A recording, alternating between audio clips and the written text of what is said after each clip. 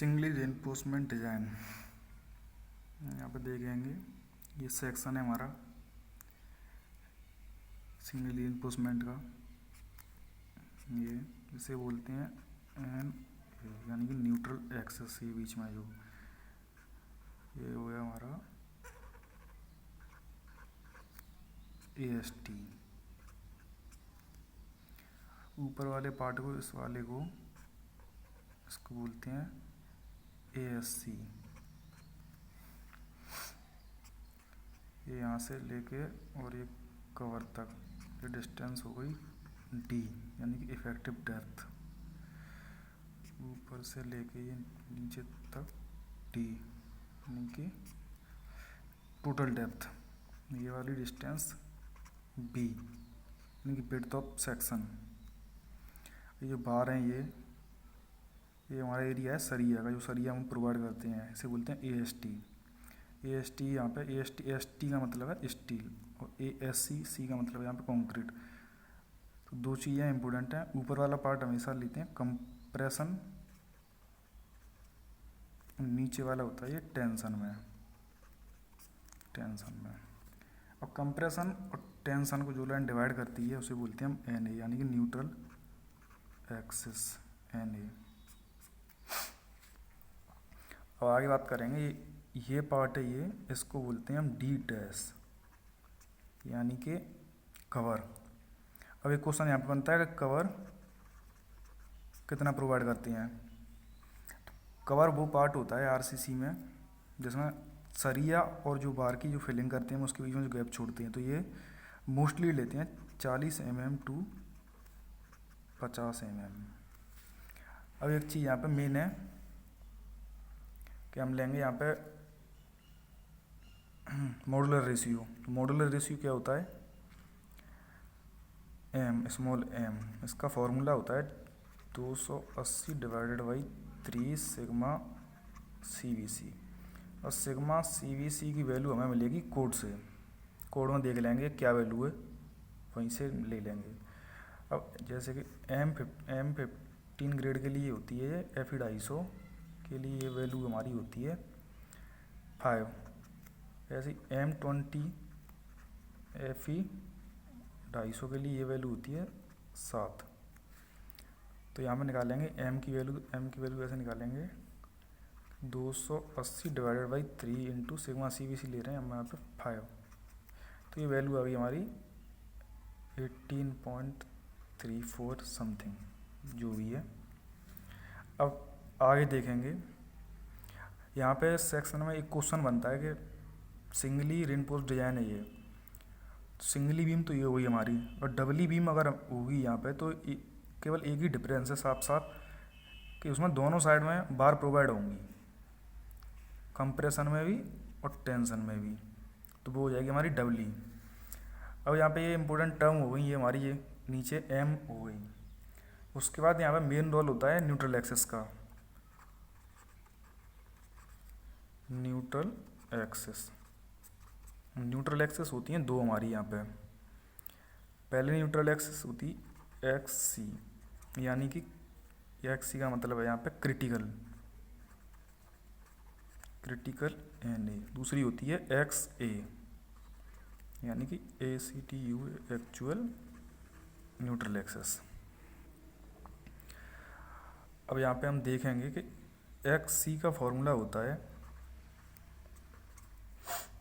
M sigma CVC into D। D हमारी effective depth. ये हमेशा याद रखने वाली बात है कि D हम यूज करेंगे वो स्मॉल d है हमेशा, यानी इफेक्टिव डेप्थ। इसके बाद upon M sigma CVC into D, M sigma CVC plus sigma ST। अब CVC की वैल्यू हमें कोड में से मिली जाएगी। M की वैल्यू मॉडुलर रेशियो ये हमारे पास गिवन है ही, D हम निकाल ही लेंगे। और ये अब एक चीज़ बची यहाँ पे सिग्मा ST। सिग्मा ST की वैल्यू भी हमें कोड से मिलेगी, यानी कि जैसे कि M50 ग्रेड के लिए ये वैल्यू होती है हमारी Fe250, इनके लिए वैल्यू होती है हमारी 140 Nm/mm²। सबसे मेन चीज़ है यूनिट, हमेशा न्यूटन पर एमएम स्क्वायर में ही आएगी यूनिट। इसके बाद आगे देखेंगे एक्स सी एक्स ए का फॉर्मूला होता है B X square by 2 equals to M A S T D minus X. इतनी टर्म हो गई हैं अभी हमारी। अब आगे देखते हैं।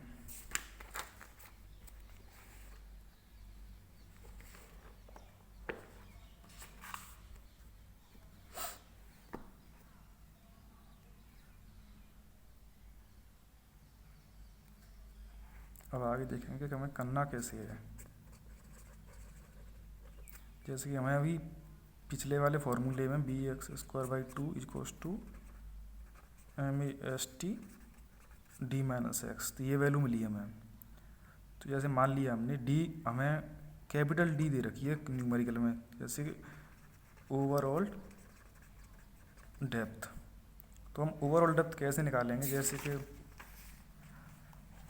यहाँ देखते हैं हम ये वाली डी, ये डी हमें दे रखी है यहाँ पे, मान लिया हमने न्यूमेरिकल में 600 mm,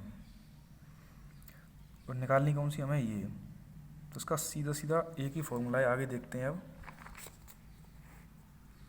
जैसे 600 दे रखी है तो डी इजक्वल्स टू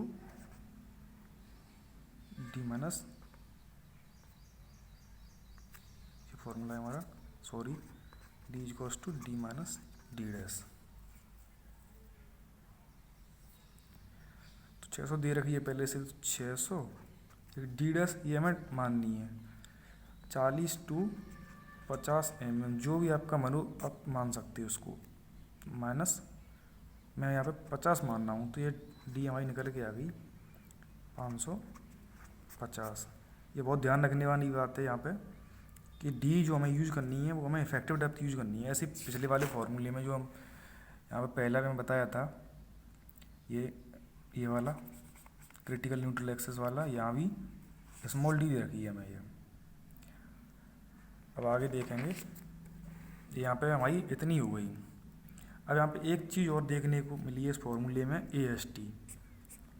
सारी चीज़ें मिलने के बाद ही हमारी ए एस टी बचेगी। अब ए एस टी कैसे फाइंड करेंगे, ए एस टी जैसे मैं यहाँ पे बताऊँ, ए एस टी हमारी ये वाली थी। अब ये बार भी जैसे मैंने मान ली कि mm डाया की 4 बार, तो यहाँ पे कुछ नहीं करना है आपको, ए एस टी निकालनी है। तो कैसे निकाल लेंगे, जैसे कि 16 mm डाया की 4 बार से, यहाँ पे डाया को मैं 5 से शो कर रहा हूँ, डाया इक्वल्स टू 5। तो इसका फॉर्मूला होता है सीधा सीधा साफ साफ π/4 इंटू डी स्क्वायर, आपने पहले ही पढ़ा होगा शायद। तो π/4, तो पहले देखा है 16 mm, तो 16 इंटू 4 बार है 16 mm डाया की, तो 4 इंटू π/4 इंटू 16 mm डाया, 16 का स्क्वायर। इसके बाद जो भी आपका आंसर आए आप लिख सकते हो। अब हमारी ए एस टी भी हो गई, ए एस टी हमने डिनोट कर ली यहाँ पे इसी फॉर्मूले से। तो मोस्टली टर्म जो है हमें मिल गई हैं। अब इसके बाद करते हैं हम कंपेरिजन। सिंगली रिइंफोर्समेंट डिजाइन में कुछ नहीं है, 3 कंडीशन है केवल, X C is greater than X A, X C less than X A, और X C is equals to S T X A. तो ऊपर वाला ये सेक्शन है हमारा, जो क्रिटिकल न्यूट्रल एक्सिस है उससे एक्चुअल न्यूट्रल एक्सिस बड़ी है, तो ये हो गया हमारा ओवर रेनफोर्समेंट सेक्शन, यानी कि ये इसमें ज़रूरत से ज़्यादा सरिया हम प्रोवाइड कर रखी है। ये हो गया अंडर, यानी कि इसमें ज़रूरत है अंडर रेनफोर्समेंट सेक्शन। तो ये एक्स सी भी सेम है, एक्स सी भी है, वैसी कंडीशन बहुत कम ही मिलेगी वैसे। तो ये हो गया हमारा बैलेंस सेक्शन। तो ज़्यादातर मोस्टली हम डिजाइन करते हैं अंडर रेनफोर्समेंट के लिए, इसके लिए। अब इसके बाद कुछ नहीं है, आगे देखेंगे सीधा न्यूमेरिकल लगाएंगे नेक्स्ट वीडियो में। उसमें तीनों कंडीशन के अकॉर्डिंग, ये तीनों कंडीशन है, उससे निकालना क्या है हमें, मॉड्यूलर रेशियो, मॉड्यूलर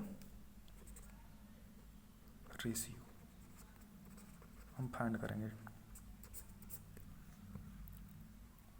चलो देखते आगे नेक्स्ट वीडियो में। ये हमारा सेक्शन है, इसको आप अच्छे से देख लो। आशा करता हूँ आपको समझ में आ गया होगा अब तक।